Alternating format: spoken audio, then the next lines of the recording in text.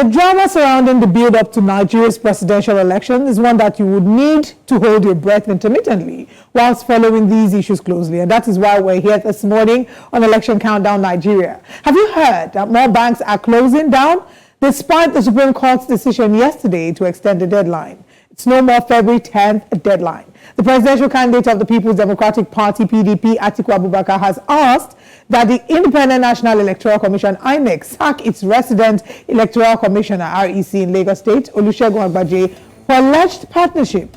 Former President Olusegun Obasanjo has expressed optimism that nothing will stop the February and March general elections from holding, despite many uncertainties. Now, are you happy with the new Naira swap policy extension by the Apex Court?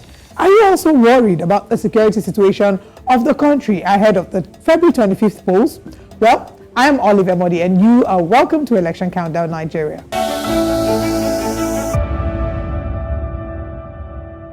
Welcome back. Today on Election Countdown Nigeria, we will be looking at the state of security building up to the presidential elections. We have our guest, global security analyst, Dixon Omodiale Osaje, who will be joining us much later in the show today. But there are several questions I would like to explore, questions about Nigeria's security and our readiness for the 2023 general elections.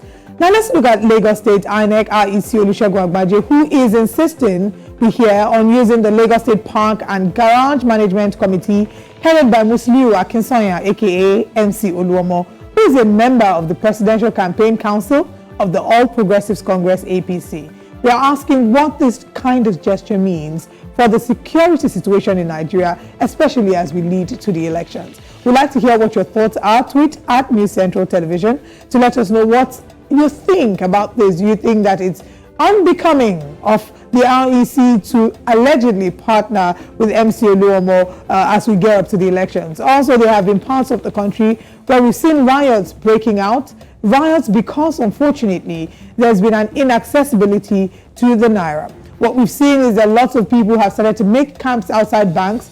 Not only have they been able to start attacking the banks, destroying facilities, but also there's been reports of so much chaos happening. We saw the protests happening in Abeokuta. We've seen protests happening in Edo State, and it's gone further and further around the country. And the question is, what exactly is the way forward?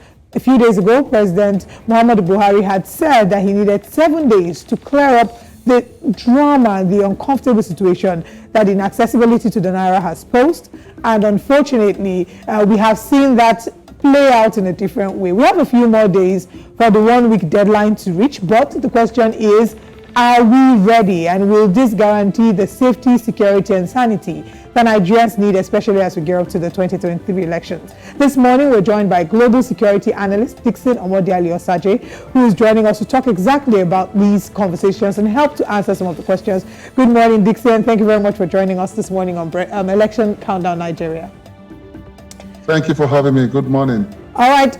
So, Dixon, let's talk about Nigeria's security and the readiness for the Nigerian elections. There have been several conversations that we have seen, especially as regards to protests happening in different parts of the country. But from where you stand, INEC is trying to convince us.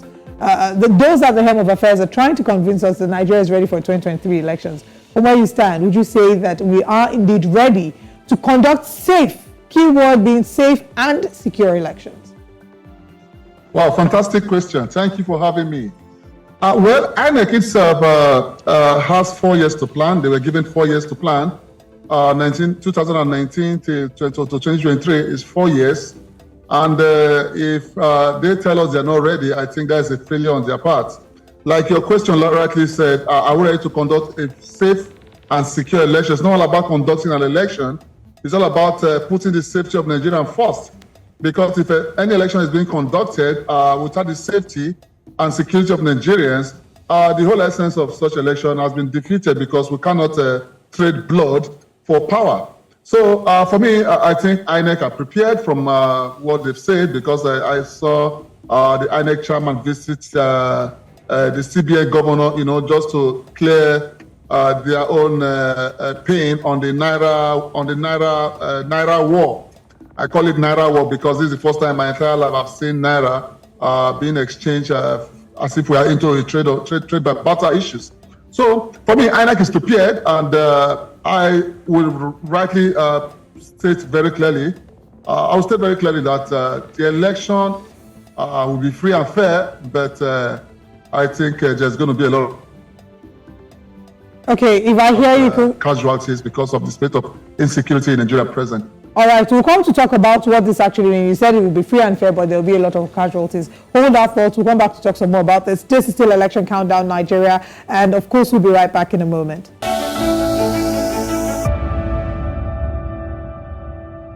Welcome back to Election Countdown Nigeria on Breakfast Central. We're having several conversations, especially regarding the safety and security of the 2023 general elections.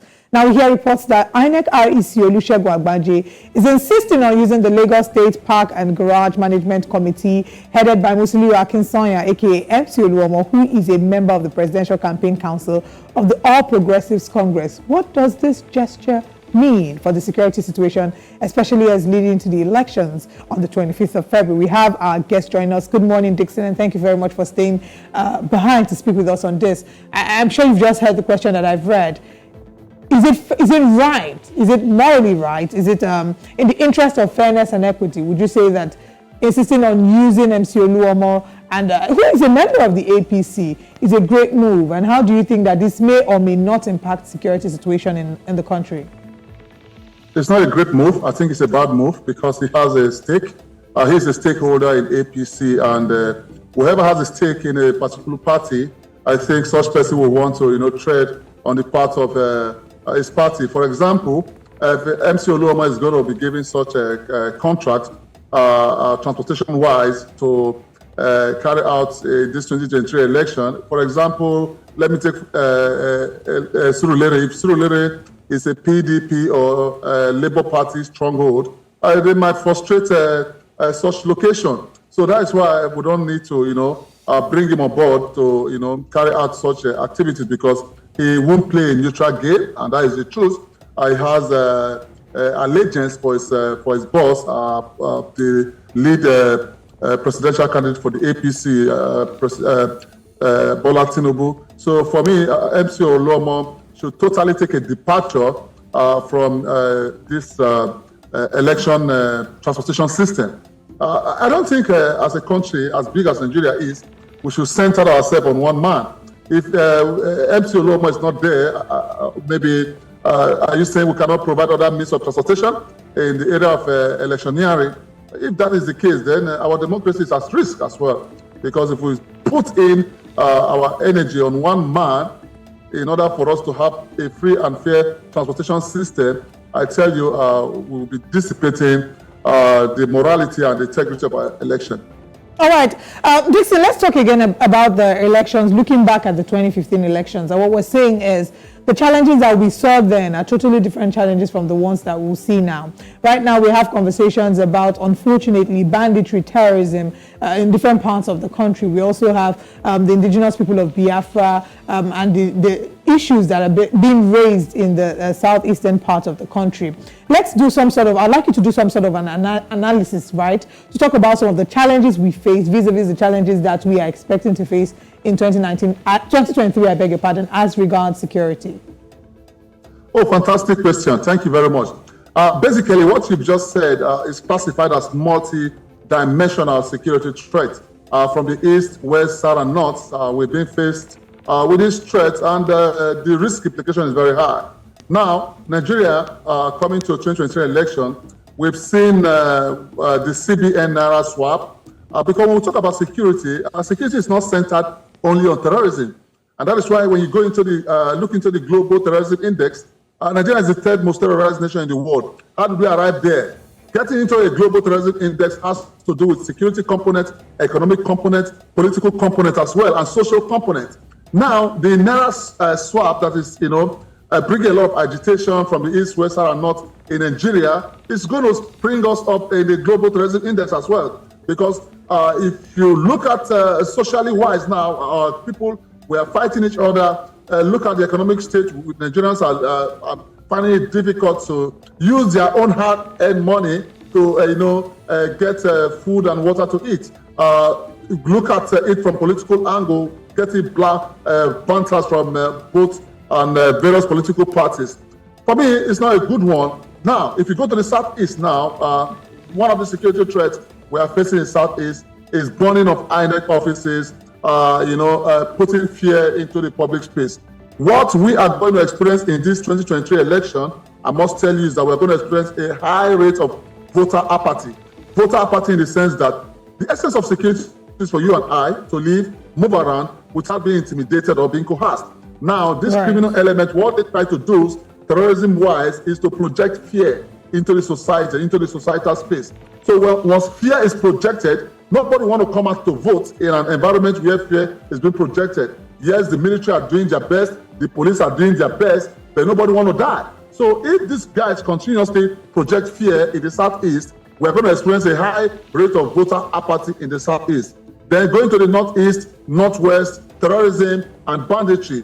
Most of this terrorist-prone zone, I don't think we're going to experience much election there because terrorists are playing their own game so hard in the Ogovan space. Zamfara State, for example, Kaduna State, for example, Yobe State, and Borno State, and others in the Northeast and Northwest are going to experience a lot of voter apathy as well. So what the military needs to do and the police agency needs to do and INEC needs to do is to carry out a crime mapping analysis to ascertain where the risk is or where we're going to experience a high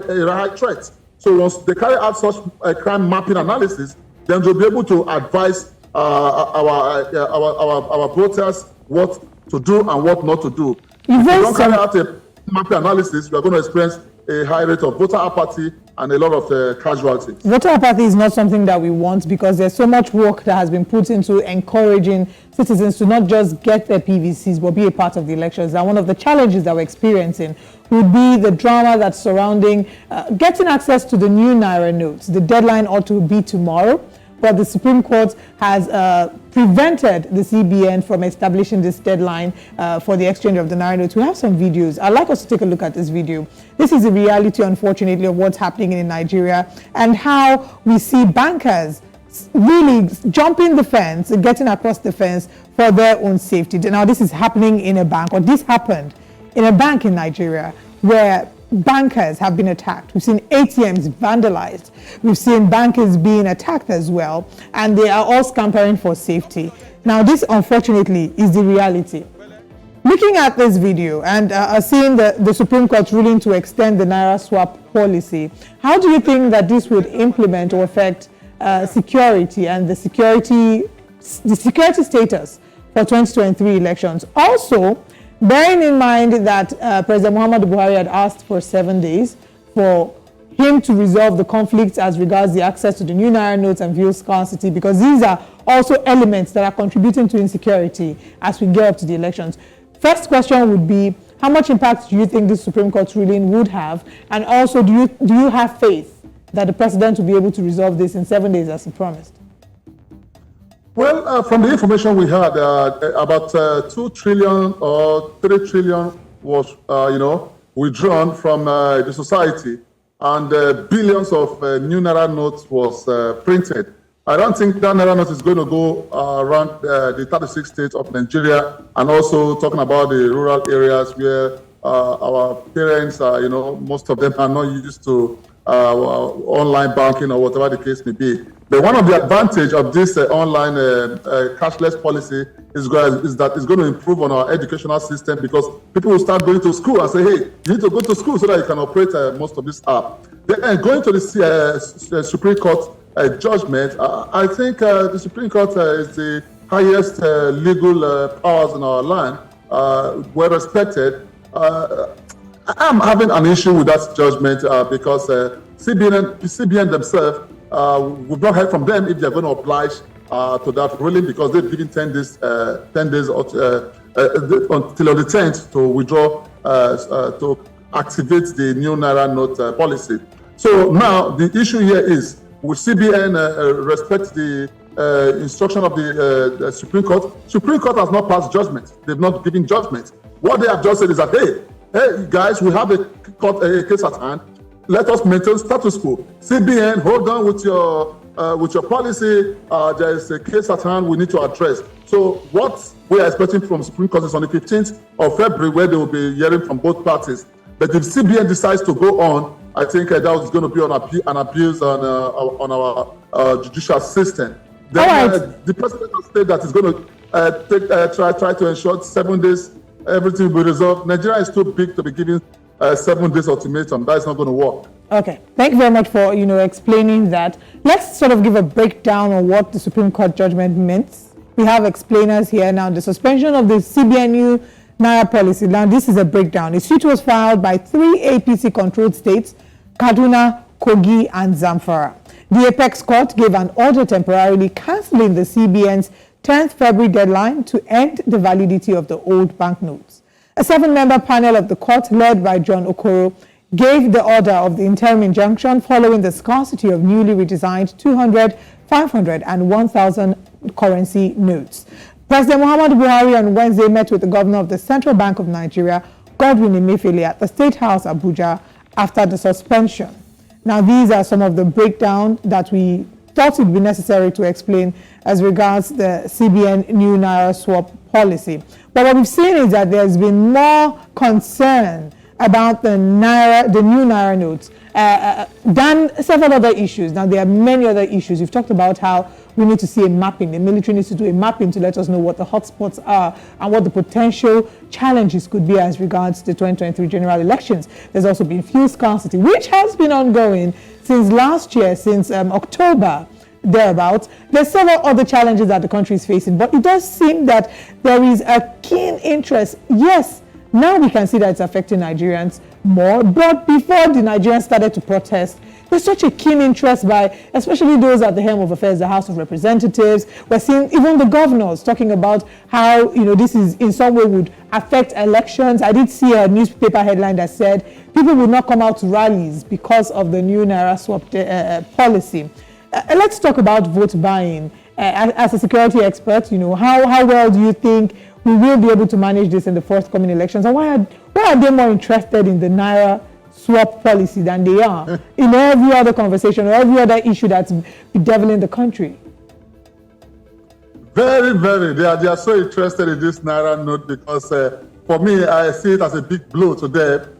Most of them have hoarded a lot of hoarded billions of Naira. A lot of them were expecting to, buy votes because the beavers has been introduced by INEC, and the reason, the benefit of these beavers, is to mitigate, the high rate of ballot snatching. So you can see that beavers is going to play a big role in our democratic system, because those guys that think that they can go to their enemy spot, to their enemy spot, yes, and capture the ballot box.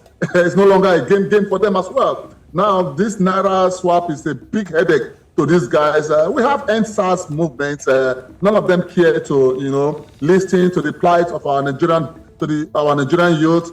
We have a lot of kidnappings taking place in the north. Terrorism as well has been taking place in the northeast and northwest. None of these governors, deem it so fit, to muzzle up, to ensure that they look into the root cause analysis. Who are the sponsors of terrorists? They don't care about that. Nigerians have been going through pain for a very long time. They don't care. All of a sudden, they are now showing love and concern as if they care about us. That's a big fat lie. They are doing that for their own interests and purposes. If CBN is going to go on with this, one, is going to be an advantage in the area of terrorism, because it's going to mitigate terrorism sponsorship, terrorism financing. It's also going to mitigate the area of kidnapping, because in the last 2-3 months, you could see that most of these kidnappers, they've gone on holidays, because they knew very well that if they kidnap any Nigerian, it's impossible for them to bring millions of naira or profit out from the Nigerian banks. So for me, the key interest of these governors is amazing. For me, it's personal interest, selfish interest, and I think we need to start respecting authority. Can I just quickly add? I mean, you talk about the keen interest of these governors. The fact that the reports have it that it is only APC governors that took them to court. Does that change the dynamic to the conversation? The fact that we're not hearing anything from, the PDP governors didn't take them to court. The Labour Party governors, it's APC governors that took them to court. Does that change the dynamics of the conversation? Well, the lead governor, El-Rufai, has already claimed that the essence of this is to sabotage their presidential candidate, Bola Ahmed Tinubu, and also some people in the presidency are working against the success of the presidential candidate. And I'm so amazed by his comment, because it's an elder statement. You shouldn't be thinking that way. When CBN brings policy, you need to respect such policy, because we don't need to be anti-government. We don't need to be anti-CBN. When we started the NIN registration, most people didn't go for NIN registration until there was a deadline. You know, here in our country, we like to relax until we heard about deadline. If you don't give us deadline, we are not going to step out from our offices. We're not going to step out from our homes. So if the PDP governor have not joined, Nelson Wike, governor of Rivers State, stated very clearly yesterday that he's going to join the suit as well. Then one or two governors are saying that they're also going to join the suit. But they should just allow this to fly, because after this election, you see that 2023 is going to be a very beautiful time for us to have a free and fair election. And we need to, eliminate vote buying. This vote buying, we need to eliminate it, because a lot of them have spent billions with bullion ban in their homes, ready to buy voters. So now, these guys with these billions of naira, they can't even pay it into the bank. I have seen one or two people calling. Can you give us your account number? Let us pay in some money. You have some percentage. That's what is happening now. Why did you hold Nigerian currency? And we see dollar taking the rise, because Nigerian currency has been hoarded by most of these criminal elements. The economy is bad, and the rate of the exchange rate is disturbing. You can't even use your dollar card to get anything in Nigeria or in overseas anymore. So the interest of these guys is selfish, and that is my own point of view. All right, selfish. Dixon, on a final note, of course, Nigerians have come to the realization that they've had to be their own government for the longest time. They've had to provide electricity, they've had to provide their own security. And let's talk about security tips for Nigerians. As we get closer to the elections, what can individuals do to ensure that they're protecting themselves and they're protecting their families? Now this is independent of the government. What can individuals do to protect themselves? Well, individuals have a role to play. Actually, the primary role of any government is the protection of lives and property. That is the primary role. But for individuals, you need to first of all assess your environment. You need to be streetwise. Don't go into an environment you don't know about. You need to check your dailies, listen to news, tune into TV stations, so that you'll be able to get an update of what is happening. Because if you want to get an information, what we are discussing this morning on News Central is classified as open source information. You can get it free of charge, what is happening across Nigeria. Then you also need to dress smart.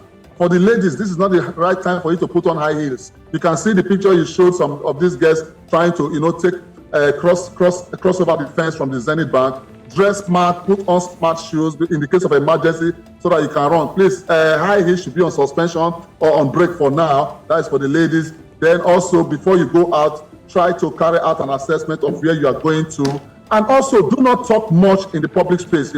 I saw a guy in a queue in a filling station saying that APC will win this election, and they beat hell out of him. You are in a queue in a filling station, you are still saying APC is going to win this election. Those guys were angry, they beat him up. So be very careful how you talk about your political party in the public space, because guys are hungry and Nigerians are hungry. They are very sad. Nobody want to hear about these parties, because for me, what is happening in APC, in this government right now, I think it's a closing ceremony. And the closing ceremony is very, very bad. Come May, this government will be wrapping up. What a bad way to wrap up, an 8 years of rule in the APC government.